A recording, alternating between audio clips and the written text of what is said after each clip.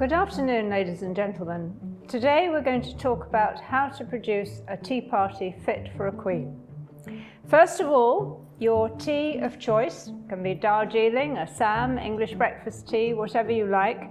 Make sure always that you have scaldingly hot boiling water and always warm the pot first. So put a little bit of water into your teapot, swill it around and then pour it away, and then put your tea in.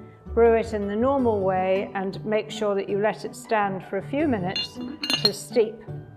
When you're pouring your tea, it's sometimes nice to use a tea strainer with tea leaves, and so your tea strainer would normally have something underneath it to catch the drips. You pour your tea into the cup. Now, the adage goes that you would put milk in after the tea.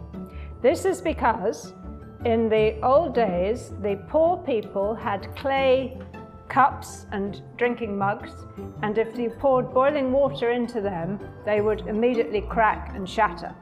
The more wealthy you were, the more likely you were to have fine china, porcelain, and so it was a showing off mechanism to say that we're very rich, we're very grand, we've got porcelain, so we can pour the boiling water into our cup first and the milk in last. Now, I personally find that my preference is actually to put the milk in first, and I have no worries about etiquette dictating the other way. If you like it in first, then that's perfectly fine. But it is correct to put it in afterwards. So you would offer it in a milk jug, and you would have it on hand for your guests, and you would pass the milk as you pass a cup of tea. So you would pass the tea, the hostess pours the tea, she'll pass the teacup around the table, so she'll offer the teacup and then offer the milk. You'll notice that I have got a teaspoon ready next to the cup for anyone who needs to have sugar. Sugar would be in a bowl, will either be cubed white sugar or loose white sugar, and it's correct to have a lidded bowl because then the moisture of the elements doesn't get into the sugar and make it all brittle and lumpy. So you would normally have sugar tongs for cubes, or you'd have a spoon for the sugar. And so you would offer the sugar again, or if you've got a low table and guests around it, then you could have a sugar bowl somewhere strategically placed so that they can reach it.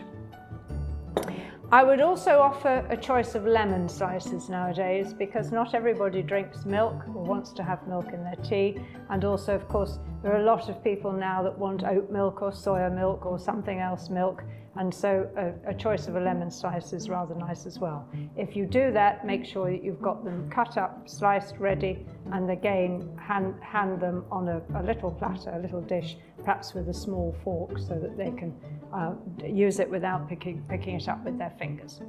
The food element of afternoon tea is very much not a three-course meal. It is the idea is that you would have savouries, so crustless, very thinly cut finger sandwiches, perhaps with smoked salmon or egg, mayonnaise and cress, perhaps cucumber, the very famous type of afternoon tea sandwich. And you would offer those at the same time that you would offer scones, which you can offer with butter or jam and cream. And you would also have a selection either of dainty cakes or perhaps one large sandwich cake, such as the Victoria sandwich. So we'll go on to that, but when you've got your tea and you're all ready to start to drink it, if you do take sugar, then you would stir clockwise, and you would go from 12 o'clock to 6 o'clock, to 12 o'clock to 3 o'clock. So you're basically stirring it 3 times, and you're trying not to do this and clink the side of the saucer. The idea is to just do it very gently to make sure that the sugar has dissolved, and then you place the teaspoon neatly back into your cup. So back to the food. An ideal way to actually offer this lovely selection of sandwiches, scones and pastries is to use a very pretty cake stand. If you haven't got a cake stand, then 3 individual platters would be absolutely fine. Everybody would have a tea plate placed at their place, and a tea napkin, and the size of the tea napkin is important. It's not nearly as large as a dinner napkin. Preferably linen, but they do such pretty paper ones nowadays.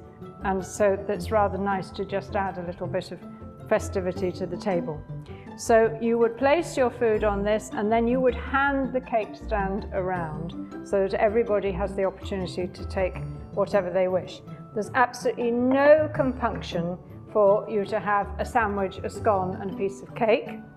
If you were serving one large cake, for instance the Victoria sandwich sponge cake, which was actually invented for Queen Victoria because she loved cake so much, then it would be normal for that to be on one individual plate, and for the hostess to cut that and to serve it with a cake knife, and then to hand that around, which could be as the sort of end piece to the meal. So you might have some other little cakes or biscuits, and then as things are coming to a conclusion, then you would offer a larger slice of cake.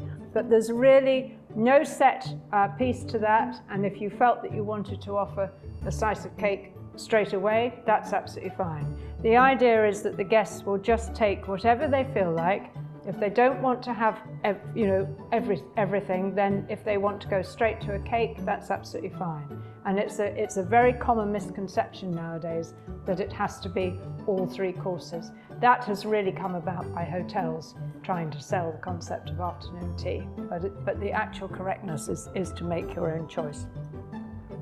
You would have a butter knife so that you can use this to not cut your scone, you break your scone. They should be, the way that they're made is that they should be able to split in half very easily. But if you were going to have butter or cream, then obviously you would need to use the butter knife.